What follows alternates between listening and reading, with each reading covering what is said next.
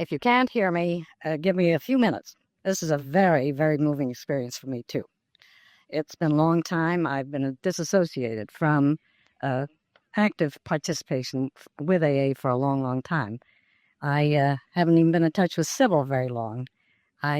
Before I start and I forget it, may I have been a long, no, the other, thank you. It's been a long time since I thought that might be helpful. Thank you very much. And I'm not a speaker. I've never been a public speaker. I've always been fine behind a typewriter and pretty good on a one-to-one basis. But this kind of thing I've never been very successful at. I'd like to start where we left off with this, if I may. I'm going to do this backwards, Sybil. Does it matter? I had forgotten. I really had forgotten. And my daughter is laughing. She said, "Did you really do it that way at first?" And I had forgotten, but we most certainly did. I think Hank Parkhurst, who was also one of the very early members, was a very forceful type of man. And I think most of the selling atmosphere of those statements really came from him. And after it was typed at least 50 times, I suppose, somewhere it began to seep into Bill's head that really most people didn't like this very much, including himself, because none of us like to have somebody say, "You must do this." And not only the forepart of this, but all the steps were originally written. You must accept. You must do this, and you must do that. None of it was we.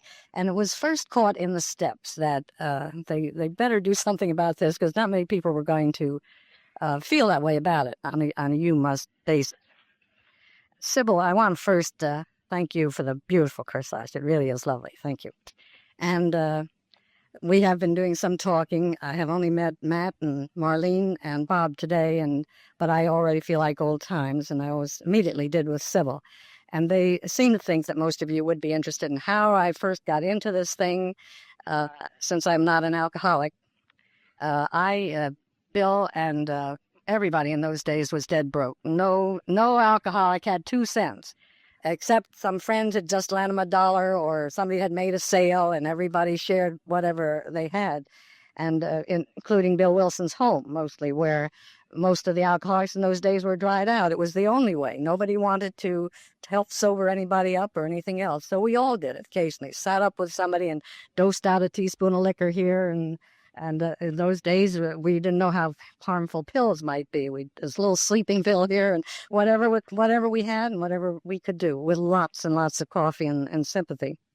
But Bill and Hank Parkhurst had gotten together to start a little business, which they decided, I thought appropriately, honored dealers.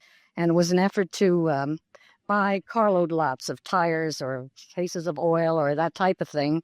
And they had canvassed a lot of service stations, and in order to try to get enough orders to buy a carload lot of something, and then the profits were split supposedly between Hank and Parkhurst and my salary and the service station owners. But unfortunately, Bill particularly was much too busy to go out selling oil and windshield wipers and tires and that sort of thing, because he had too many people to talk to, and so did Hank. Hank loved it as much as Bill did, but Hank was a salesman type, and he did go out and spend his time more. But here I was in quite a nice desk. Both Bill and Hank were used to big business and office suites and high-priced secretaries. I did get $15 to start with at that time, but I was a good one. But in any event, I did have an outer office, and they had 2 desks on a large inner office, but very little business came in that way. The telephone was quite active, and I was good at that. But pretty soon, the first one I was really aware of was quite a nice-looking gentleman in a bowler hat and a beautiful black overcoat, desperately reeling up the stairs. We had no elevator. This was in Newark, New Jersey, not in New York City. This was way back when. And he wanted to see Bill Wilson, and I insisted on knowing why and what his business was, and I thought that's what secretaries always did.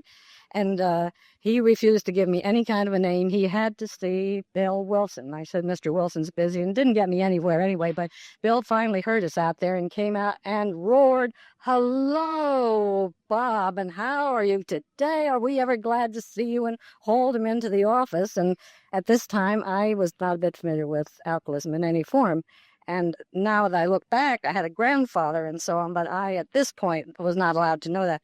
But anyway, they were in there at a long time, laughing their heads off, and I couldn't understand that. Here was this poor fella under the really in bad shape with liquor, and they were thinking it was funny. And he was telling him how he was afraid he to go down the stairs alone because he might fall down, and that amused Bill. The office door was open. There was no pretense, and the first thing I knew, they were Hank and this man, Bob and Bill were all kneeling around the desk and praying. And I desperately didn't know whether I was going to. I really didn't. It really worried me whether I had to stay or not. Well, this is. I was 25, but I didn't think my father would approve at all. Really didn't. But I slowly, and that is how I learned about alcoholism, by these, in those days, men, and they were all very desperate.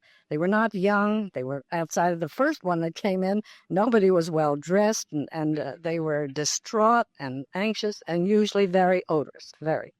But Bill began to mean a great deal to me, and I was impressed by Hank Parker's abilities, and what they were trying to do gradually filtered in, and you couldn't have paid me to leave within a few months. Now, Bill, this is what was happening. The honor dealer slowly went bankrupt, and we were getting more and more people dropping in or phoning, and Bill had any of you were lucky enough to know Bill. He was a humble man. He was not a wise man in his own terms. He was loving. He was talented, but basically very human man. And he always sought for wisdom. He studied and thought, and he searched the minds and souls of people, all the while he was pouring out this tremendous love.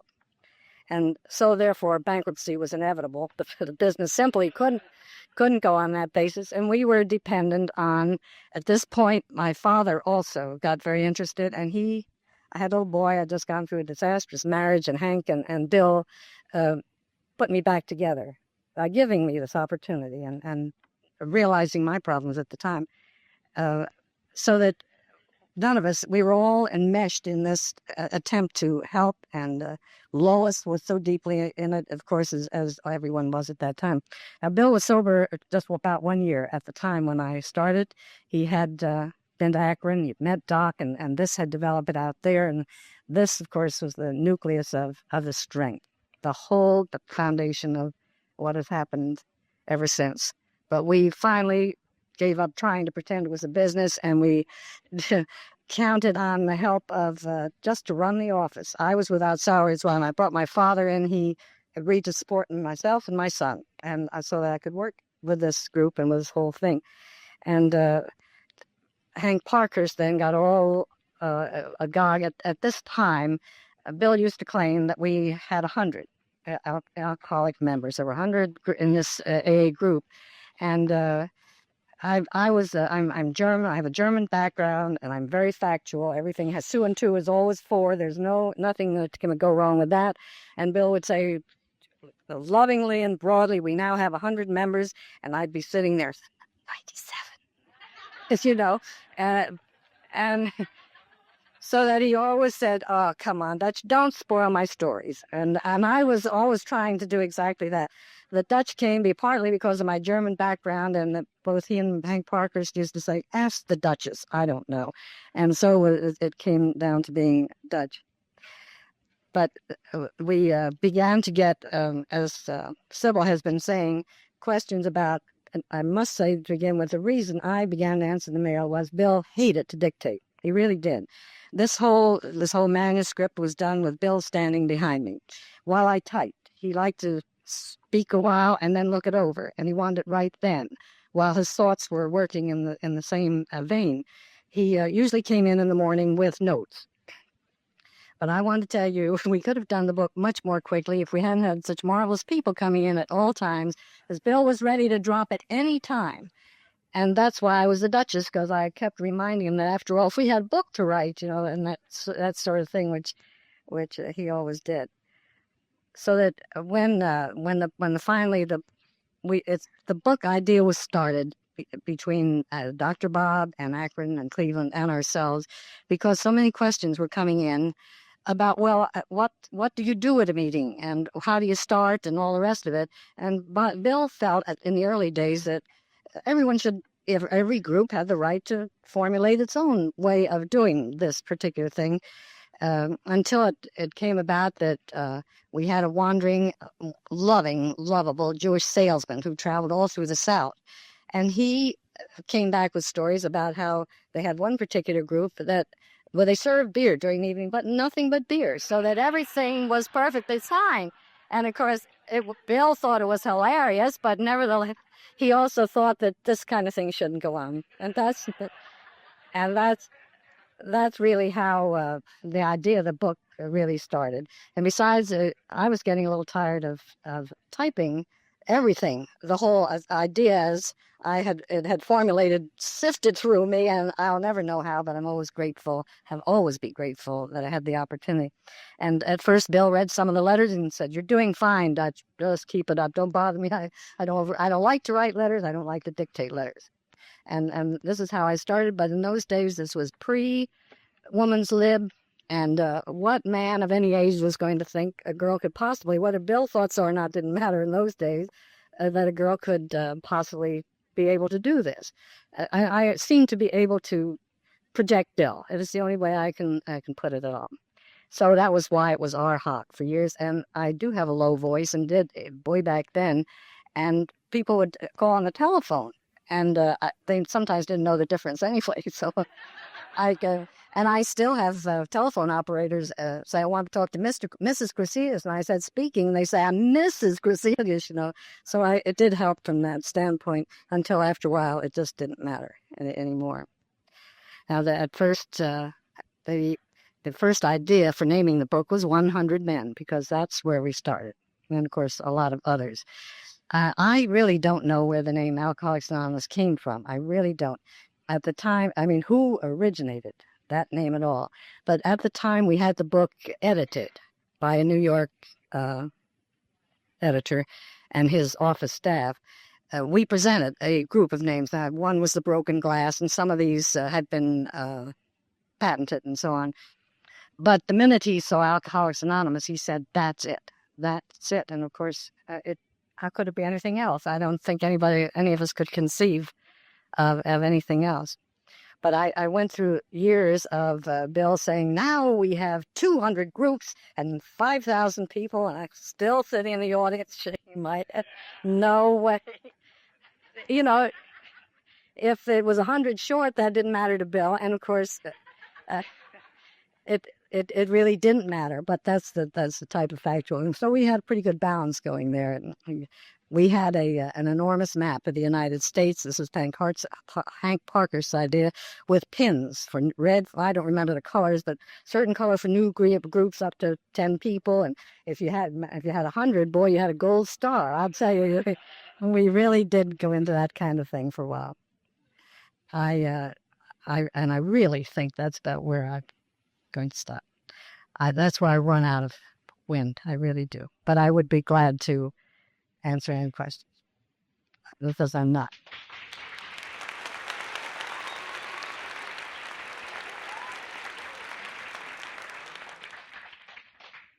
I do know there's a lot of history you'd really like to hear, and I wish I were a public speaker, but I'm not, and I think you'll all enjoy it more if you just pull things out of the hat. Ruth, tell them about when you went to read the Gallery Girls. You would. Oh, Bob has asked me to, at lunchtime, I was telling them a story about the time we went to Cornwall, New York, to get the book rolling. We couldn't afford to have paid proofreaders, so Bill Wilson and Hank Parkhurst and I went up to Cornwall, New York, to do this. We took the whole manuscript with us.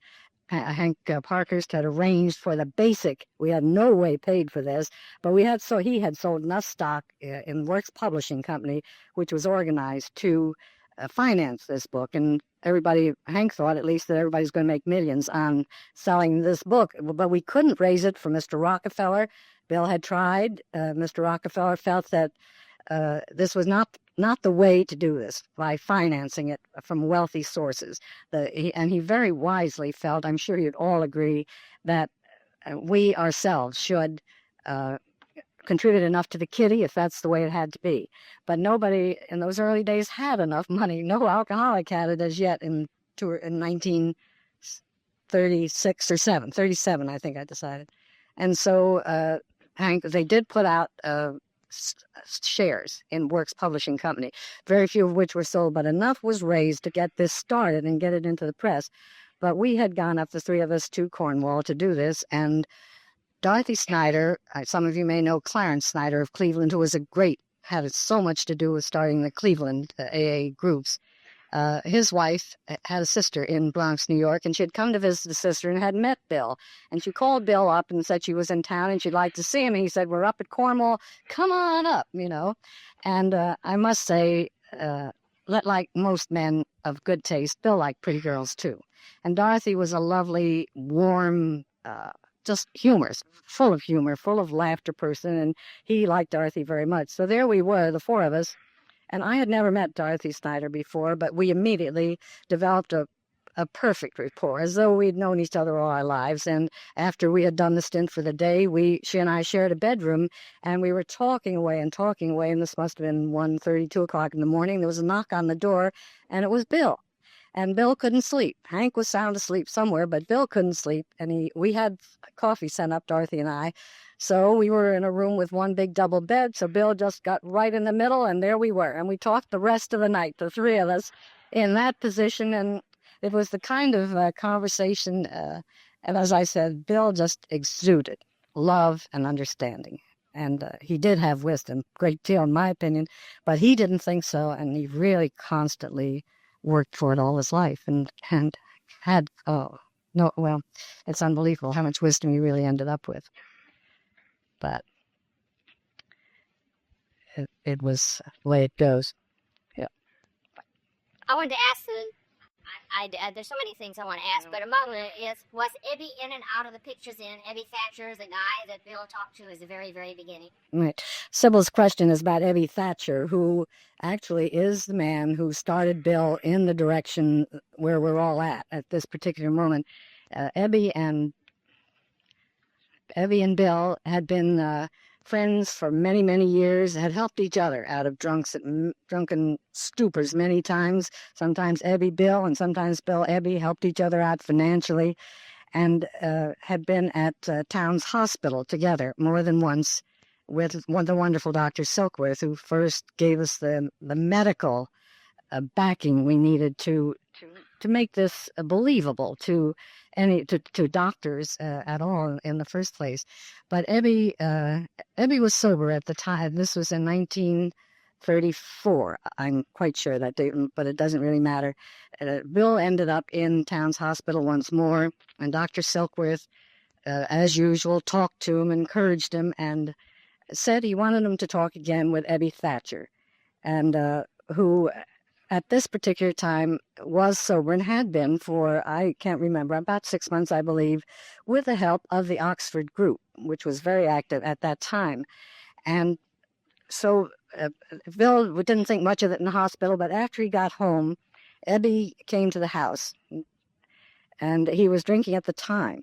And Ebby came to the house and began to talk to him about the Oxford group. And somehow it did get through to Bill that maybe there was some help there in spite of everything.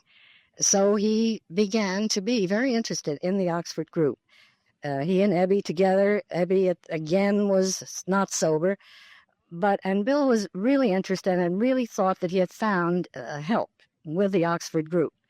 And they, however, and again, this came to mind with this manuscript here, one of their basic tenets was that if you had ever harmed anybody, anyone at all, in any way, no matter to what degree, one of the requisites of trying to stay sober was to go to that person, confess everything, theft, in anything that you had possibly done, insults, physical mistreatment, any of it, to apologize, do your best to make up for whatever had happened. The only trouble Bill found with that was that, and this happened actually twice in the New York area, where men had done this. In one case, the man across the street, he explained, or the couple across the street, he explained to his wife that he'd been unfaithful and that this lovely girl lived right across the street, but it would never happen again. And he was so sorry and so on. Well, the first thing that happened, of course, overcame the husband when this began to go through the whisper area, from one to another, and you don't keep that kind of thing secret the minute you spread it that way. Anyway, there was a great deal of trouble about it, and that's when they began to realize that maybe that wasn't the best thing in the world if it hurt the other person. If you could do that without hurting that person, that was fine. Or if you could quietly make amends, if you had stolen from your parents and they didn't even know it, any way at all, but not to add further hurt to that particular thing. At the same time, about the same time, the Oxford group people were protesting somewhat that Bill was going off too much on his own. Again, the thought is here. He thought that he could be most helpful to other alcoholics and wanted to concentrate on that area. But the Oxford, certain aspects, and I was not active. I didn't know many of the Oxford group people per se. But a lot of them felt, at least those who had any authority, that Bill shouldn't do that he should be more do everything for everybody, to be part of what everybody else was doing and not concentrate. Their feeling, I think, was that other people who weren't alcoholic could be just as helpful to the alcoholic as Bill, who was alcoholic. And of course, Bill didn't agree with that. That's the first thing he understood, that's where he could communicate. And that's why he tried so desperately with many people in the New York area until he hit Bob Smith. No one ever really stuck. But that's when they separated from the Oxford group area. And because Bill was, by that time, absolutely sure that this was the way he had to go. So it was quite a thing for them. So, yes. Ruth, how did you get in touch with Bill or vice versa at the very beginning?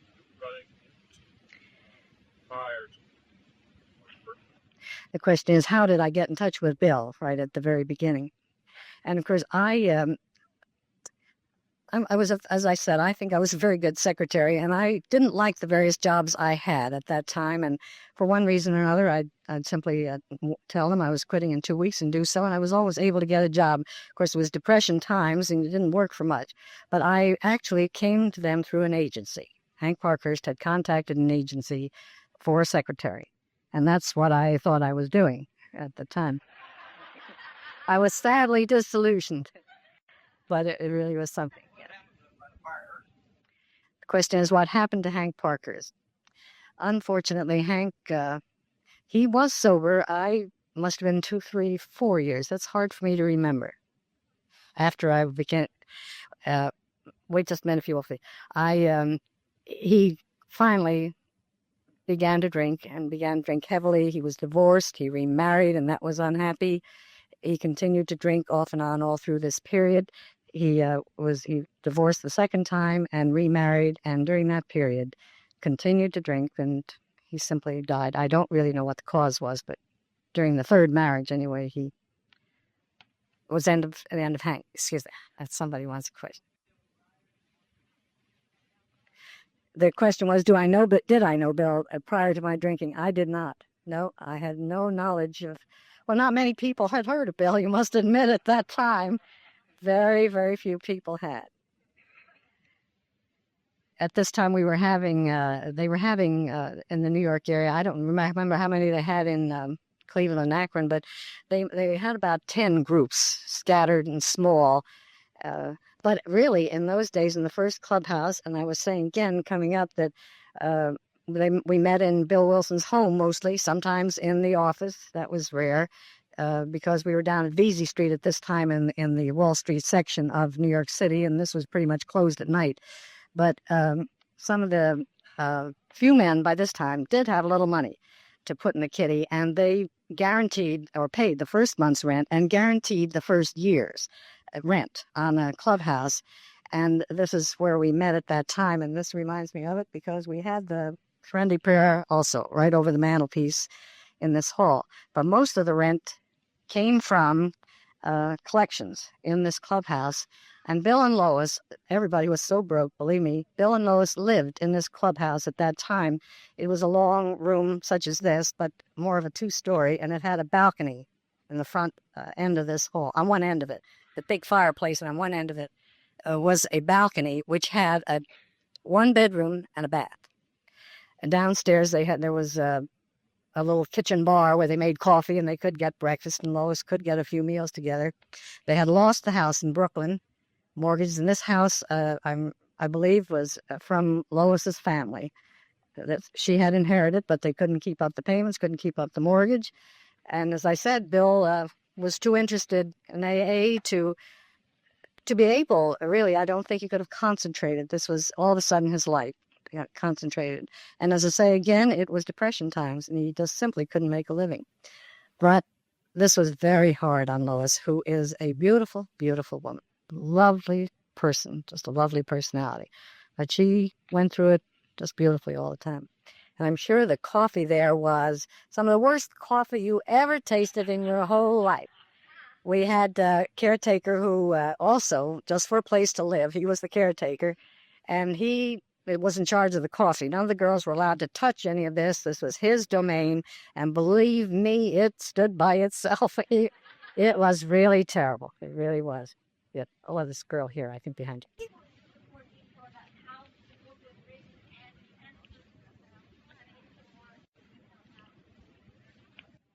Well, the question is about how the book was written and a little more about the first early groups. As I said, Bill did not like to dictate at any length of time and then have me type it and read it.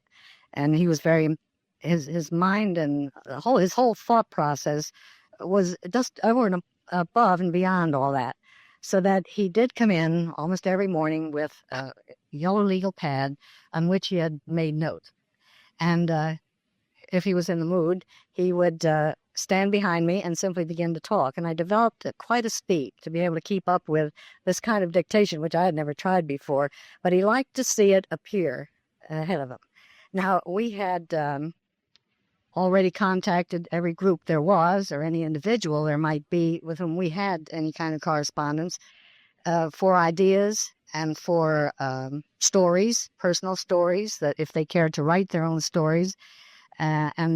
This was at the time we were working on the first few chapters and the steps. The stories were in the process of coming in, and we didn't have much about in that way at that time. But I really don't know. As I said, I don't have total recall, and I had no idea that history was going to ask details. So I don't know how many of these we did, but we did, I would guess, 40 or 50 different times, because every time we wrote to, even if we didn't write, we had criticism from Akron and Cleveland and wherever it was. We heard that this is what you're going to say in the book, Bill, and you can't do that. And then we might do a couple of pages and this sort of thing. So it was a long, drawn-out thing from that standpoint. 12 steps already begun. This was rather fascinating. That part, the question is, did Bill have the steps together when we were writing the book? And actually, I believe that was the nucleus, where Bill really started. As I said, when they found that all kinds of weird things were happening, including serving beer at a meeting, then I think I am sure that he came in one day with a yellow legal sheet with 10 numbers and under each one something that he thought was necessary so that the whole thing wouldn't disintegrate. Now, Bill, the last thing in the world he wanted was to be considered a deity. He didn't want to be revered. He wanted to be loved, as we all do, and respected. But he feared, I don't know where he had the wisdom early to see how this thing might develop and how people might think that this had to be somebody you had to kowtow to make obeisance to. And he was a deeply religious man. And although not a church affiliated man, but he realized that this could be the ruin of everything in his heart he knew might be done. He didn't have the big vision of what it has become, but he knew that a great many people, I think he thought if thousands could be helped through this way, that would be a miracle beyond anything he had dreamt of.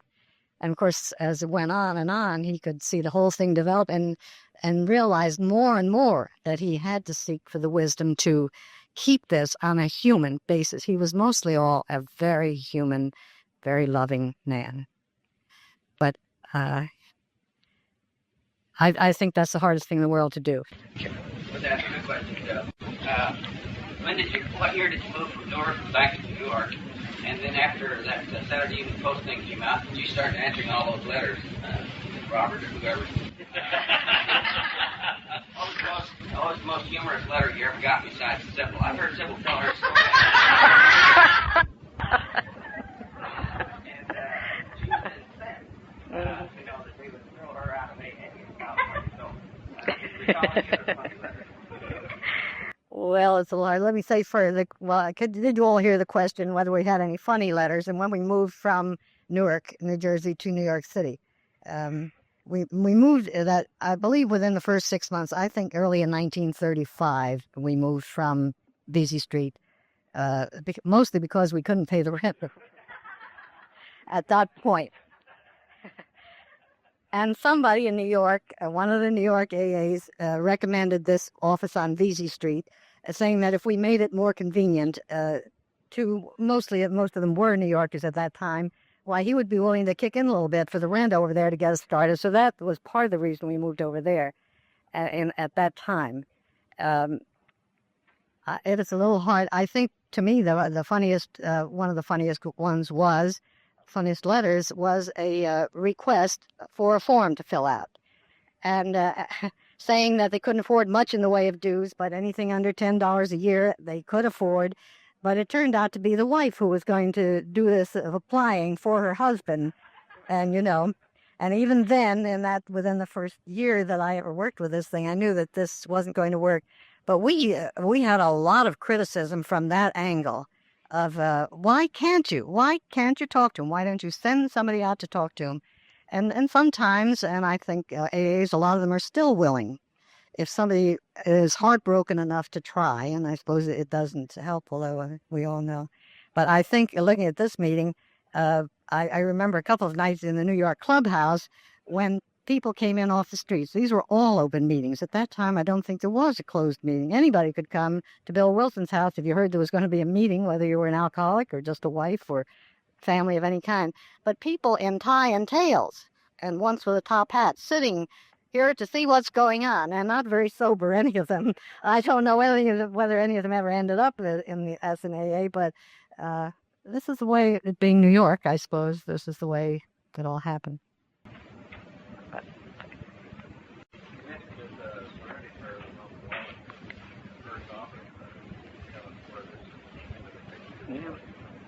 Question is where the Serenity Prayer came into the picture. It was not in the office. It was in the first clubhouse building on the wall. But I don't know. I suppose you all, and I don't think it's any big secret, all know Art Carney. Art had a brother who was in AA, and this is Jack Carney. He's dead. He's been dead a long time. But Jack was he was very young, one of the youngest men who had ever tried to really make it in AA at that time. He was stage personality. He wanted to sing as Art always did. I mean, make appearances, and he did sing beautifully. And he had a guitar, and he came in one day. We were both young and both had a bad marriage and so on. And he did come in and out a lot, and we had lunch. But he came in one day with a clipping about so big, and it was the Serenity Prayer, signed Mother. And it came from one of the New York newspapers. He had cut it out and thought it was particularly apropos. And, of course, so did I immediately. I mean, it was apropos for me, not that I particularly thought about it in terms of AA. But I was so impressed with it that I did use it in many, many letters for several months, and they began to use it in New York City. And then Horace Crystal, who was one of the few AAs who had a few $100s, came in one day and offered to print several hundred cards, just little calling cards, with the prayer printed on it, so that I could send them out, and anyone who wanted to could pass them around the New York City area. And that's what they did do. I carried that clipping personally for many years and then gave it up to a, we were laughing about this, to an AA who promised immediately he wanted to photostat it and return it to me.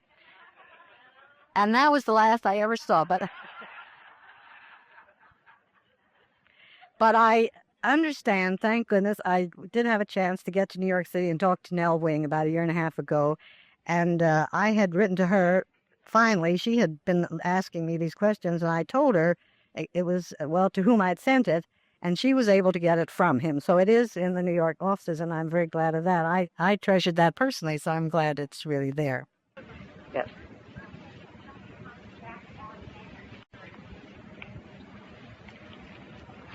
The question is how the Jack Alexander story came to be printed.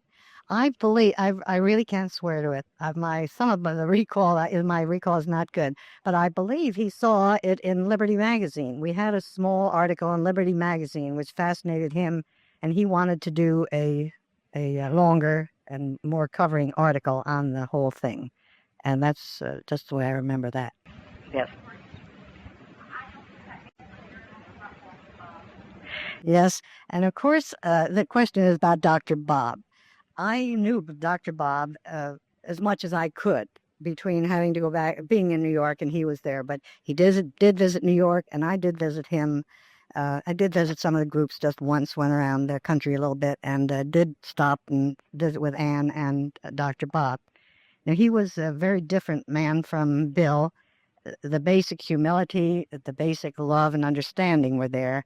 Bill was a dreamer, a spiritual man more in the sense of drifting and imaginatively, where Dr. Bob was here and now, just as loving, just as wonderful a man, but much more, in my opinion, much more practical man, but also just as warmly giving and accepting as Bill was. He loved a good joke, and there was nothing better than Bill loved a good joke, even on himself. I like to tell you one of the funniest things in that way. This was at the time we were trying to impress Mr. Rockefeller and his various representatives, and also we were impressed by the fact that we had two young men in their early 30s who were interested in AA and were talking to Bill and the 100 or so people we had around at the time. And one of them came from quite a wealthy family, was well-dressed and all, and the other was really gutter bum type of fellow, but cleaned up and everything. He was, we never did think very much of him. Now, even Bill had his failings, and Bill had his doubts about this young fella very much. But the other fella, he looked really good, and so Bill invited him to come to the office one day and to meet Mr. Richardson, who was Mr.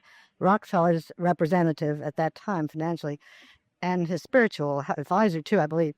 But anyway, this young fella arrived at the office early and plastered to he was terrible, really sloppy kind of, And so Bill had a very tiny office, which, it was a little corner like that. That was Bill's office, but it had a big couch in it, and one big easy chair and a small desk. So I got this fellow stretched out on the couch and shut the door, hoping to intercept Bill and Mr. Richardson.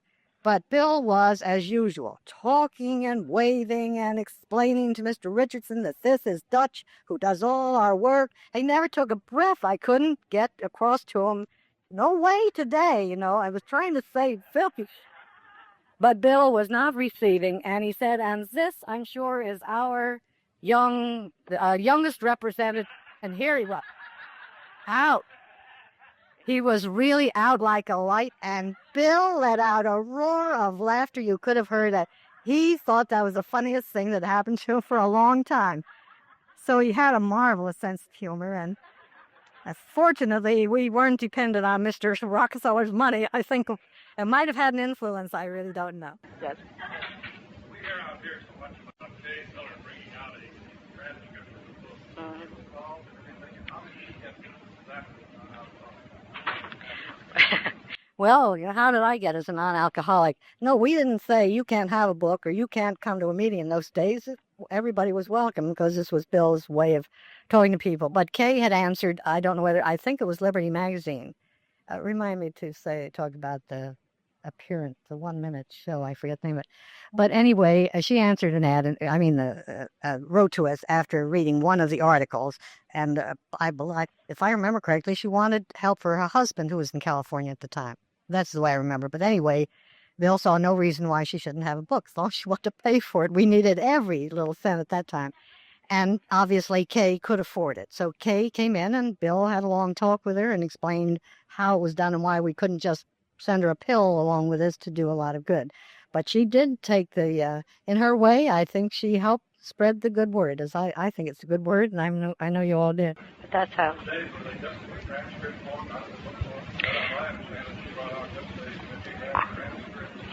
I thought it was the book. I think the book was already out, and I think so. Yes. Liberty Magazine, the first magazine that had nationwide publicity. Yes, it was. Came out in September 1939. That's yes, 1939. Mm-hmm.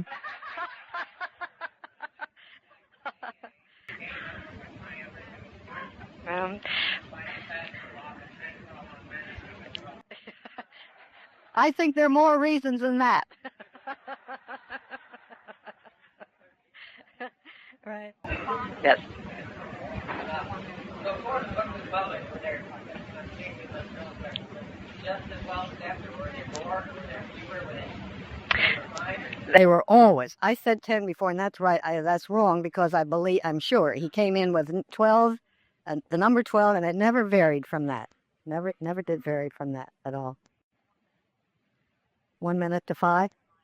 Oh, I something that amused me about the getting to the public part of it. There was a program at that time called what? We the People. And everybody was allowed to appear. There was 1 minute. You had 1 minute to talk. And this was one of the first shows that tried to bring to the public some of these things. Well, at that time, we had a very, very handsome, very young man. He really was handsome. He was a Colorad. He was a gorgeous creature. And sober. And he told it himself why he finally came into AA. He still had quite a good job at the time. But he had been to a party. And when he came to, he found himself stretched out on the dining room table with a lily in his hand, with his mouth hanging open. And this is what first made him think maybe he had a problem, So he came in today. But we thought this was the perfect person. After all these battered up old AAs we had at that time, none of them, Bill was beginning to look quite presentable, I'll tell you. But Bill was a very haggard, drawn man when I first knew him, although he'd been sober a year. But in any event, here was this handsome, he hadn't much damage done to him. So they primed him for this 1 minute talk. But they never were very sure of Morgan. And so they had for a whole week beforehand, they had one of the AAs stayed with him every minute. They slept with him. But we were sure. Now, in answer to the Liberty article, we didn't get many, not very many. I don't know if we had 50, I doubt it, 50 responses from that. But this, we were sure was going to just overwhelm us, and we had the book printed at that time, and Hank sent out all kinds of cards to every doctor on a list he had gotten together. If you want to order the book, which is on radio at such and such a time, listen, and if you want to order the book, fill this in and send it in, you see. Because we were all ready. We had a lot of books packed in different numbers. And so he did very well. But I don't know whether many people couldn't have been listening to the radio that night. We had 2 orders. One person actually kept the book. COD, this was. We did get the money for 1 book, and we had an order from a doctor for 6 books, which were returned to us. Somebody thought it was a big joke, I think, and so we got those 6 back, and that was all the response. So it took a lot of plugging to get anywhere with that. Yeah.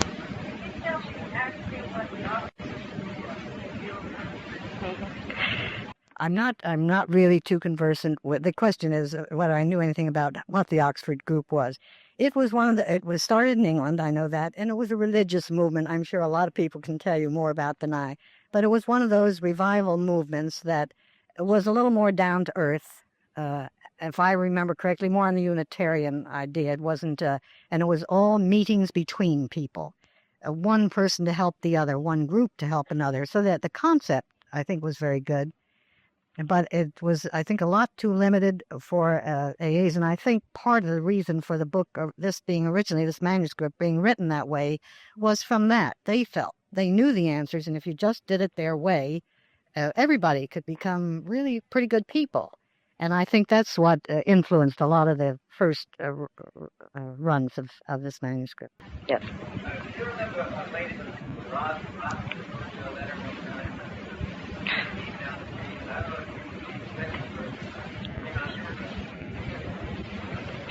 The question is whether I remember a Rose Block? Roz. I'm sorry, I don't. I really don't. No. Yes. I know that when I read that Bill had quite an interest in the unlimited possibilities of the spirit, and that he had quite an association with art and form.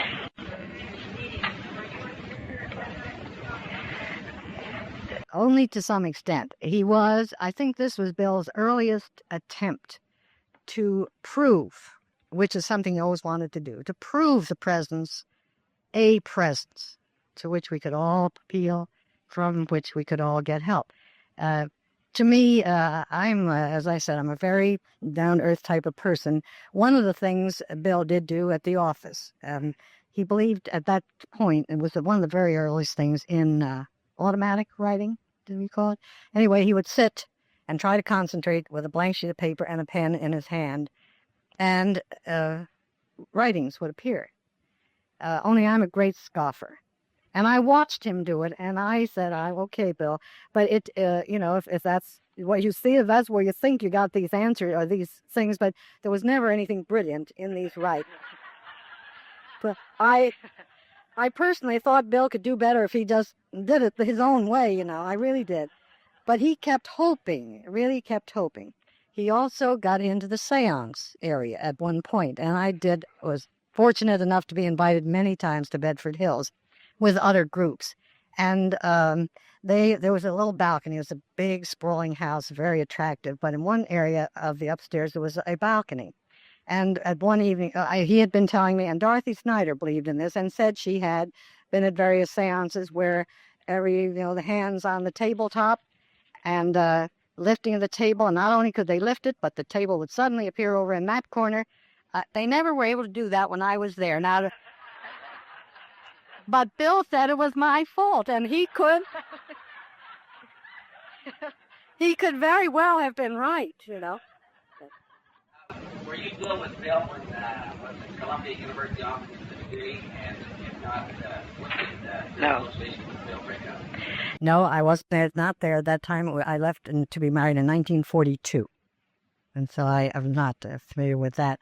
I wanted to add something. Well, I'd forgotten it anyway. In connection with the last question, and I've forgotten it. I'm sorry, go ahead. As I said, give and take, I get along all right, but... Well, I'd have to go through the book. I did know all of them. Everyone who wrote a story in the book and all, I did know them all. And I think most of them did. I certainly think so. But I don't know what percentage would have. Yes. You go through with Bill when his acquaintance with Father Dolan, that he thought he might become a Catholic. Yes, and he also talked, we were talking about that. The question is whether I'd gotten along with Bill when he thought about becoming Catholic. Again, he was desperately seeking for the answers. And someone he had, at that point, this was after I left, but I had still been seeing a lot, going back and forth east. My mother was still alive at that time, and I visit there a lot. He felt someone had suggested it might be a way out of these terrible depression spells that he was subject to. And he spent, I'm sure, he at one point told me a whole year about seeing, he had been very close to Sir Dowling, and he then went through almost a year of it with Bishop Sheehan. But he told me at that time, and this was after he had stopped seeing them, that great as it had been, wonderful as it had been for his knowledge and his understanding, he could not quite go all the way and become a Catholic at all. What I started to say about the seances, which amused me, I must add this. Here was this beautiful building and this little balcony up there, and there must have been 30, I think, in this room at the time. And everybody held hands, and we were to concentrate on this lit balcony and not say a word. Well, this is hard to begin with for alcoholics, but they managed, and there we were sitting, and I don't remember. I think it must have been 10 minutes before murmurs began around me. I concentrated as hard as anyone. Believe me, I wanted to see what was happening, if there was anything happening. And half of that group, and now I see it. Now I see the spirit and, this kind of thing. But I never did. I'm sorry, I never did see the spirit. All I saw was the light up there. So he did try. In the same connection, maybe you'd like to know that Dr. Bob was deeply interested. And I don't know whether Bill's interest came from him or vice versa.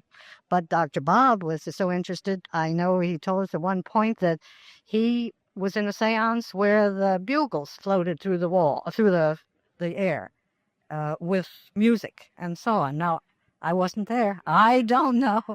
But they were, I don't think it matters at all. To me, what matters were the depth, the strengths that these two men were seeking an answer for everybody. You ready, Ted? Yeah. Oh, and I really hadn't thought about that for the first book, the first vision of the book. The last story in it is called The Lone Endeavor, which I wrote.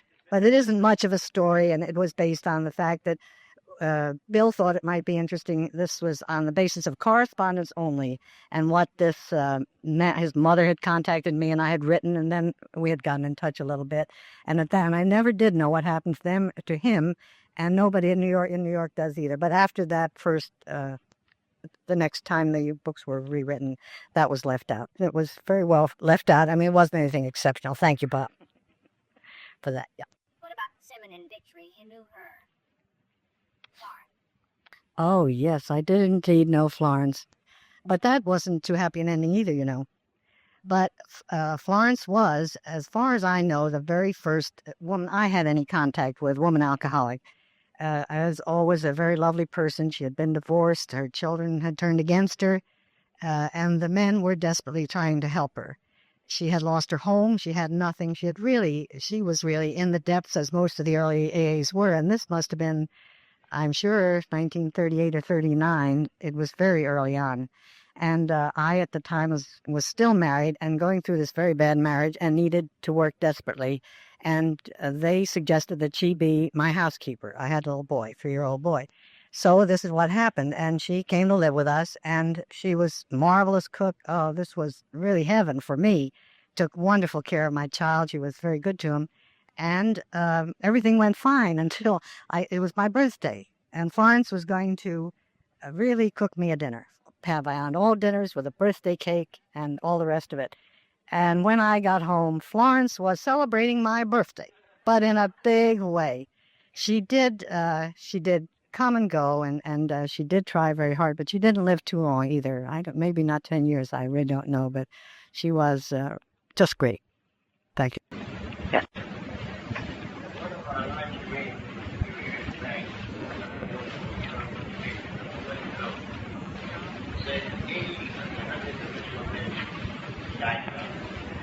"80? The statement was made that 80 of the original 100 men died drunk. As I said, we never used to count in those days. Bill, again, always made predictions. He used to say at that time, 50% stayed sober for a while, and 25% made it. Now, that may be close to your figure. No, that isn't what I'm saying. What I'm saying is, of the 100 men about whom we talked. Now, the men who wrote the book, some came from, and by the time that book was written, we must have had 500 men at least. And some of those stories, came from it. Most of them, I think, came from Cleveland, Akron, and scattered all over the country. No, of those first 100, I think maybe 50% would be a better guess for me, because they were so desperate. I do think the average was better then. The book written by Bill, there may be 100 of them sober now now. The book actually was written by Bill. He did the book. Indeed it was. The statement, it was that the 100... No, if I said that or intimated that, that is right. I'm saying, no, because it isn't true. There were about 100 men, and the thought was that maybe the title of the book should be 100 Men. That was all. Oh, no, Bill wrote the book. Now, Parker contributed a lot of ideas. He really did. But the 90% of it is Bill's thinking and thoughts. Let me input that you got from Harvard, right? Oh, that's what I meant. I should indeed have added that. You're so right. Because he checked every inch of the way, particularly with Bob Smith, and also with Clarence Snyder and anyone else who wanted to read it, because he wanted it to be everybody's thought in it. You're so right. Thanks for bringing that up. Yes. Sorry. Do you remember, or were you around when Rob started writing the book? Real objection to that we heard out? Mm-hmm. Most definitely a real objection, because if there was any strong feeling at that, one of the strong feelings, very strong feelings, was that in no way should it relate to you personally. There should be no name attached to any of that. And of course, Bill, that's why he's so religiously himself. And Dr. Bob was very strong on that. And that's why they, as an example, religiously stuck with that. And they did object very strenuously to Lillian Ross putting her name to it. 1984, Bill made a talk to Texas, which he points out one of the things that interested me was that he spoke about going to see Dr. Bob prior to the book being written with an idea of finding out how many members, and they found out there were about 40. But also that they should make these 40 people get enough money to make them missionaries for a year from this written group of people. And also to start a chain of hospitals, hospitals, for the purpose of getting the drug sober, but also making money for people who were involved at that time. Dr. Bob Bill said, well, we need to write a book. Were you involved in any of that? And how long did it take them to forget about the hospital? I think they forgot about that within a very short time after it was ever dreamt up. There was some discussion, but never anything thorough about that. And it may have been Dr. Bob. So much was just done sort of mutually that I don't know really any more than I know who first thought of Alcoholics Anonymous. It might have come from way across country. At last I knew Bill didn't remember it either. But I didn't. Yes. Bill finalized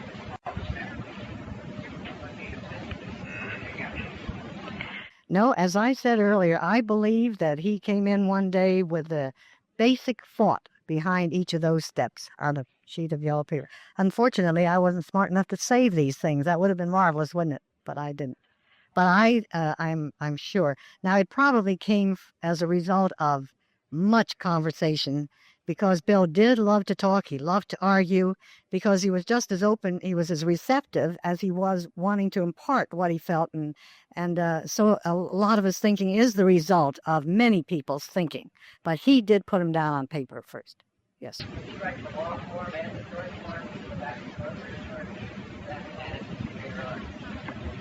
In the original, excuse me. Okay. Bill wrote all of them, and as I said, the main part of the big book with the help of many people, and I'm sure I wasn't there when he did any of the other, but as I understand it, he wrote them all. He wrote all of the editions. Again, I'm sure consulting everybody who would discuss the situation with him at all. I really think so. So, yes. How are you? Are you? Good. We're from Marietta. Okay.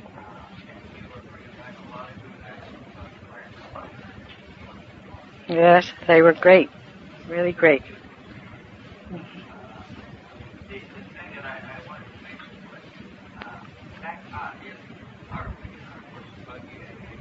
We talked a great deal of the 4 F's.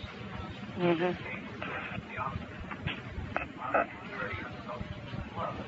Mm-hmm. In this area out here, I noticed that we've been coming out here for 5 years now. And I noticed that it mentions the absolutes. No one knows what they're talking about. Mm-hmm. And it's the difference between bank areas. Mm-hmm. I guess we still. Mm-hmm. Mm-hmm. Thanks so much for taking the time. Thank you very much. I would like to tell you one more funny thing We had a very interested person, not alcoholic, and she was called Sister Frances, and she owned a little farm up in the Connecticut area, I believe. And she made this open and available to all AAs. This was the first place we had to send anybody for a recuperative period. She wasn't a nurse or anything. She was just another loving person, and she and Bill developed an understanding and an association. And this little farm. It was an ancient, funny little building, but it was the first place that anyone had to go for a recuperative period, and she furnished the food, and they helped with the work and that type of thing. But in addition, it was such a grand place that a lot of us went up for weekends and so on. And this was called Joy Farm. And this is one of the things that amused me before in saying you should work with men only type, because this was mixed up there. And the joy was sometimes rap-pap. Look back. It really was. It really was. I do thank you all for listening. Thank you, Dan.